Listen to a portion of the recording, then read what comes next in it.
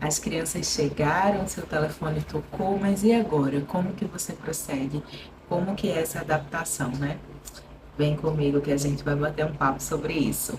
Tem uma preocupação enorme sobre como é a rotina, como é a alimentação, que hora a criança come, que hora ela dorme, qual o horário que ela toma banho, se já é maiorzinha, se está indo para a escola e tudo mais. Mas isso é uma rotina que meio que já vem estabelecida e que você vai tentar manter ou adaptar ao seu dia a dia. E que geralmente o pessoal do abrigo que estava tomando conta das crianças, eles já passam para a gente tudo muito explicadinho, sabe? Mas eu sempre segui canais de adoção aqui no YouTube, sempre pesquisava sobre o assunto. Eu vi um canal que se chama Five e Seus Segredos, ou acabei de descobrir Five e Seus Segredos, algo assim, de uma moça chamada Cláudia Miliácio. E ela falou sobre o processo de confinamento. Eu nunca tinha escutado falar sobre isso. Ela não adotou aqui no Brasil, os filhos dela são costarriquenhos. E o processo todo que ela seguiu foi de muito aprendizado para mim. Sou muito grata a ela, apesar de não conhecê-la pessoalmente, por tudo que eu aprendi com o processo de adoção dela e que ela compartilhou aqui no YouTube. E uma das coisas que era grande novidade para mim era esse confinamento. Então, o que é o confinamento? Ela explica de uma maneira bem lúdica e didática que essa família que se formou quando as crianças chegaram é como se fosse numa folha de papel desenhado uma sombra. Um papai, uma mamãe e as crianças, mas que são só uma sombra. As crianças precisam se identificar como aquelas crianças da imagem e identificar aquelas duas pessoas, papai e papai, ou papai e mamãe, ou só papai, não sei como é a configuração da sua família, ou só mamãe, mas no nosso caso, identificar a minha figura e do Eudes como pai e mãe deles. Eu sei que é muito complexo pensar nisso quando a gente tem dois bebês, mas, gente, tem tanta coisa complexa que a gente acha que a criança não entende na idade de Eric e Ariadne e que eles entendem sim. A gente tem se surpreendido mais a cada dia, sabe? Com a personalidade deles, que eles já imprimem em certas atitudes, né? E com o entendimento mesmo, sabe? A gente pode ilustrar dessa maneira. A criança, ela vê uma figura vazia e ela vai preencher essa figura com a imagem desse pai, dessa mãe, no nosso caso, né, de um pai e uma mãe, que eles estavam conhecendo agora. Aí você pensa que a criança viveu no abrigo e que teve vários cuidadores ali e que ela não identificava nenhuma dessas pessoas como pai e mãe. E que agora tinham pessoas constantemente cuidando delas. Então precisa desse processo, desse viver do dia a dia, das brincadeiras, do cuidado, do alimentar com carinho, do apreciar os momentos, do se sentir amado, para eles identificarem essas pessoas como pai e mãe. O confinamento ele serve justamente para evitar que haja essa bagunça na cabeça da criança. Por quê? Vou colocar uma situação hipotética aqui para a gente analisar como essas pessoas externas podem impactar nessa formação da figura dos pais. Às vezes a criança tinha muita afinidade com alguém lá no abrigo e ela identificava essa pessoa por um cheiro. E aí você pode, sei lá, receber uma visita na sua casa logo nos primeiros dias que a criança veio do abrigo e essa pessoa está usando o mesmo perfume, vamos supor. E a criança vai identificar aquele cheiro, ela vai se lembrar, vai ativar a memória afetiva de momentos que ela viveu no passado. E tudo isso vai fazendo uma salada nas memórias da criança. Pode provocar sofrimento, angústia, a lembrança de que eu estava naquele lugar e eu estava me sentindo mais seguro lá, porque as crianças estão conosco há pouco tempo, né? E para evitar esse tipo de confusão, eu me lembro que Cláudia falou no vídeo dela que a assistente social da instituição lá na Costa Rica, que é responsável pela adoção, indicou que eles ficassem 15 dias, só os pais e as crianças, justamente para construir essa relação de família entre eles. O que não fazia ainda 15 dias que a gente estava com as crianças quando a gente veio morar em Recife. Então eu fiquei bem receosa em relação a isso, porque era algo que eu queria muito fazer, sabe? E eu sabia que chegando aqui todo mundo ia querer vir, todo mundo ia querer ver as crianças, todo mundo ia querer visitar, enfim, a nossa família, né, gente? Eles estavam muito ansiosos pelas crianças também, todo mundo sabia que a gente estava nesse processo de adoção há muitos anos e seria inevitável esse contato.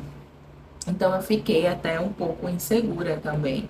Aí você vê como que a insegurança da gente atrai, né, aquela coisa da qual a gente sente o temor, a gente sente o medo.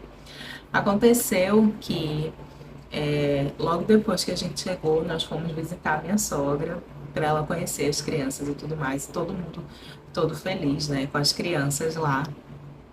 E uma pessoa lá próxima do meu esposo começou a chamar as crianças de filho. E vejam como foi importante eu ter esse conhecimento da questão do confinamento e dessa formação da imagem de mãe e de pai no consciente e no subconsciente da criança, né? A pessoa começou a se referir às crianças como filha e filho dela, e no começo eu fiquei achando assim que falou por engano, porque acontece, gente.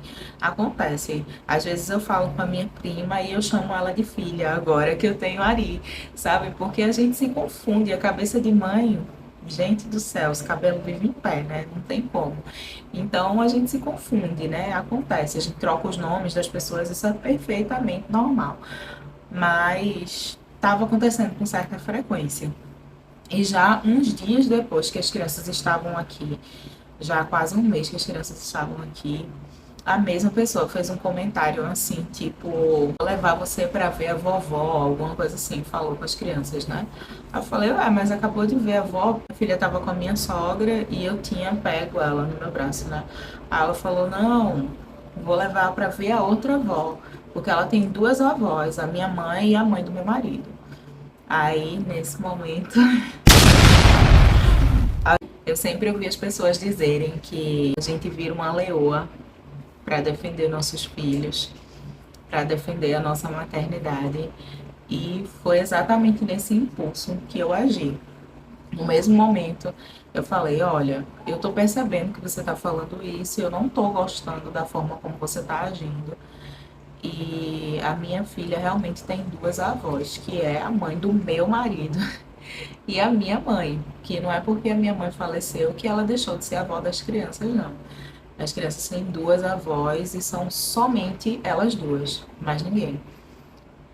Aí já conversei com meu esposo e falei, ó, não quero que fique tendo contato com essa pessoa porque eu acho prejudicial.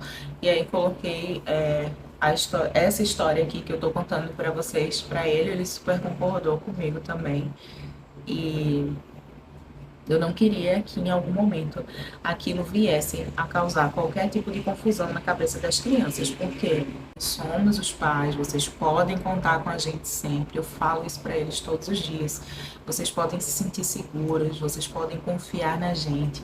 A mamãe está aqui, o papai está aqui, a gente vai estar aqui sempre. Então, sintam-se seguros com a gente ama muito vocês, eu falo muito isso para eles. E aí, como que fica a cabeça da criança, né? Tudo bem que eles são bebês e não entendem tanto, mas como eu falei para vocês, entendem muito mais do que a gente imagina, né? E como que fica a cabeça da criança se uma outra pessoa começa a falar, chamar de filho e se comportar como se a mãe fosse ela, né? Ou falar que a avó é uma outra pessoa diferente da minha mãe e da mãe do meu esposo. Então, eu fico pensando que se a gente pudesse ter feito o confinamento até de um pouco mais do que 15 dias, teria sido muito valoroso, assim, sabe, para esse processo. E eu sei que é difícil, mas é uma coisa que eu deixo como dica para vocês. Se o telefone tocou aí do outro lado, eu nem imagino a felicidade que você está sentindo. Então, se tocou e as crianças vão chegar, pensa nessa ideia de fazer o confinamento. É muito importante a gente falar que quando a gente diz confinamento, não é ficar trancado entre quatro paredes com a criança, não.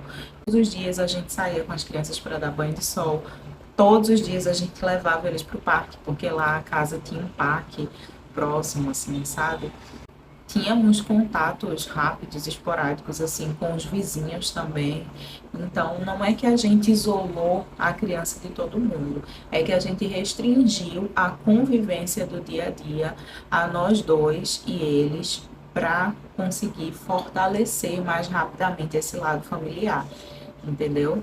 Então, entendam o confinamento como uma coisa positiva nesse sentido e amadureçam fazer isso quando as crianças de vocês chegarem, porque é muito, muito, muito importante. Eu espero que esse vídeo tenha ajudado vocês. Lembrem de clicar no gostei se ajudou de alguma forma, ou mandar para aquela sua amiga, seu amigo que está aí pensando em iniciar um processo de adoção ou que já está na fila da adoção. Gente, esse canal aqui não é um canal sobre adoção, mas é um canal de rotina e vida real. E a minha vida real agora inclui uma família formada através da adoção. A maternidade também está sempre presente aqui, questões de educação infantil e tudo mais. Então, acompanhem, de repente tem alguma coisa mais aí que vocês gostam, que possa acrescentar aí na vida de vocês. E se vocês também quiserem seguir o Instagram e me ver aí mais à vontade no dia a dia, uma coisa mais sem roteiro, eu vou estar sempre por lá, nesse arroba aqui, no arroba pan_dos reis, tá bom? Eu espero que Deus abençoe muito, muito, muito a vida de vocês, assim como Ele tem abençoado a minha. Um beijo e até o próximo vídeo. Tchau!